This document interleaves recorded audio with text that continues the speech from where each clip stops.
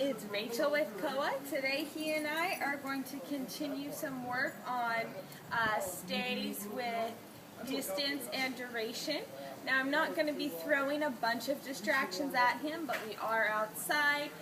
It's getting close to time that the dogs are going to be headed home, the daycare dogs that is, and so we might of course come across some distractions along the way. So it'll be interesting to see how Koa does. I'm going to start him off on his regular leash at first, and then I have a super long training leash that I can go to. So first I got to get his attention. He hears some voices in the background and is kind of distracted. I'm going to start him off with a sit because it's easiest to correct if he were to lay down or get up. Usually dogs have sit better than down, and so it's really easy to put them back in that. So Koa, good boy, sit. Good boy. Stay. Remember, stop sign in front of the face for stay.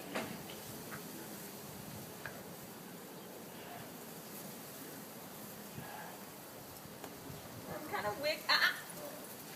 Go on. Sit. Stay. Good boy. Kind of wiggling the leash because a lot of times as soon as dogs feel the leash being pulled or moved, they think that's a cue for them to get up. Sit. Koa, sit. Come here. Koa. Sit. Good boy. Stay. Sit. Stay. So I'm just wiggling the leash and kind of walking around him so he gets used to the fact that it doesn't matter what I'm doing, he has to stay if I told him to stay. He's doing a very good job now.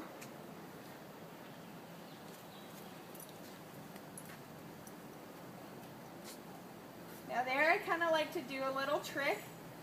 So they learn that I have to release them.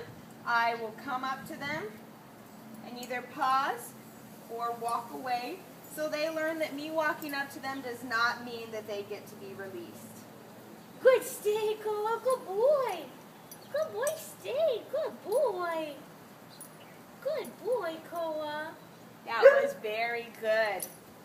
Okay. I'm going to do another sit stay with him. Going to kind of move him around a little bit. All right, Koa, ready? Come here. Come here. Sit. Good. Sit. Stay. He seems very happy to be out here working, so that's good. Stay. And I'm going to try to reach the training leash. Stay. While keeping him in this state. Sit. Good boy. Now there I use the no noise. That's a sharp or Sit. Sit. Sit. No. Sit. No. Good boy. The no noise is to correct them, and hopefully they will correct themselves when they hear it, meaning they know what they're supposed to be doing. Stay, Koa. Now, when he laid down, I was pulling him up into a sit, and I just kind of took my foot and I just moved it like this. So it started touching his toes. No. Koa, sit. Sit. Come on. Koa, come. Come on. Koa. Good boy. Sit. No.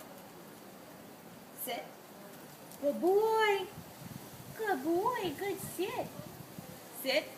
Stay. I'm going to try to get some more distance.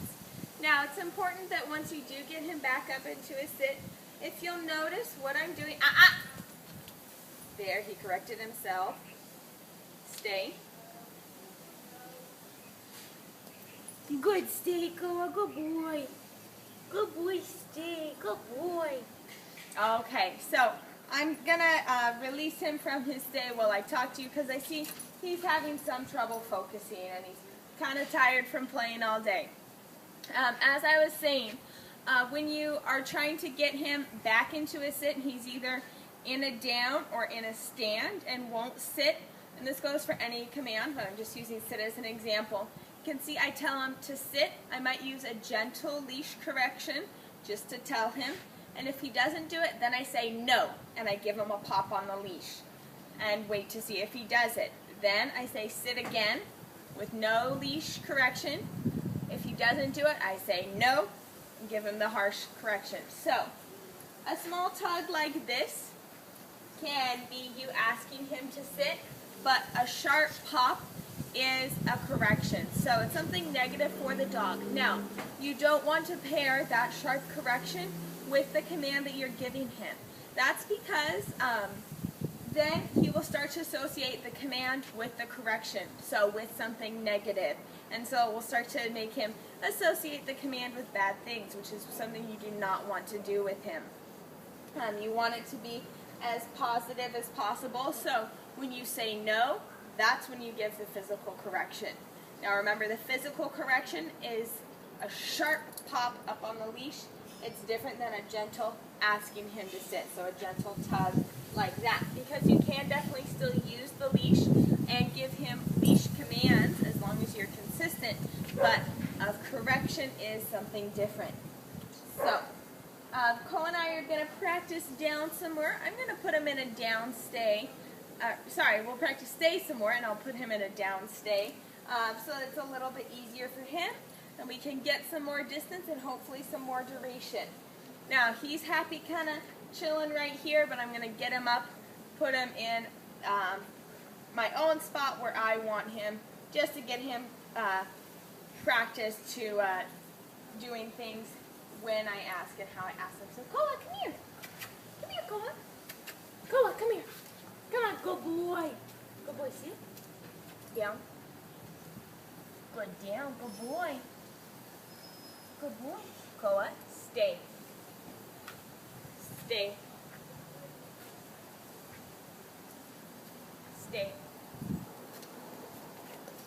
Now you can see I have about 2.5 times as much distance as I did with his leash, with this training leash. Now, I really suggest use of one of these training leashes because if you're at the park, you can let Koa run around on this, and when you're doing all kinds of training with it, you can add a lot more distance while still having the security of him being on leash.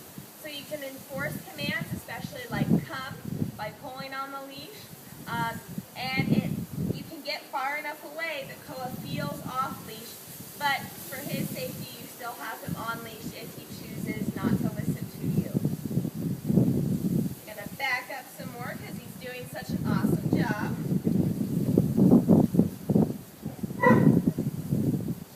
Now I'm all the way to the end of the leash here. Stay. Kind of messing with the leash again, another kind of distraction.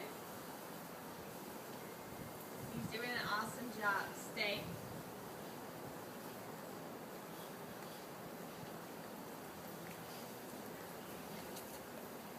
Stay. You're going to walk all the way around him in a full circle.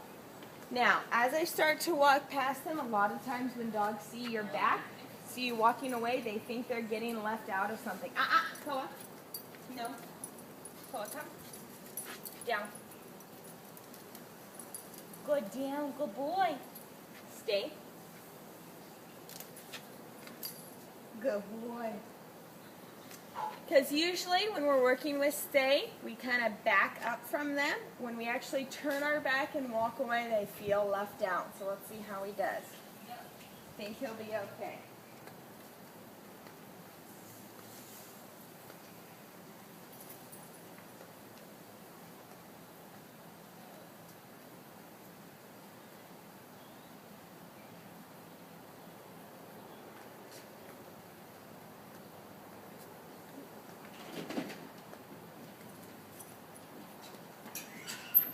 Very happy boy. Good boy, Steve. Good boy. Good boy. Okay, so he's really quite good with his distance and duration. Sometimes he wants to lay in a different spot or lay down when I asked him to sit. And those aren't huge issues. Overall, he has the basics down very well. So that's good to see. Now, the reason why I do correct if he lays down in a stay when I tell him to sit is because I told him to sit, stay, not do whatever he wants and stay. So be consistent with him on that. You always want to end on a positive note on him following through with the command that you gave him, even if he's kind of fighting you. But keep in mind that you never want to push him too far. You don't want to frustrate him. You need to read his signals to see when he's had too much and when you should move on to something else. So just keep those things in mind, and I think he'll really continue to improve on his stays. This was Rachel and Koa, and we were working on stay with distance and duration.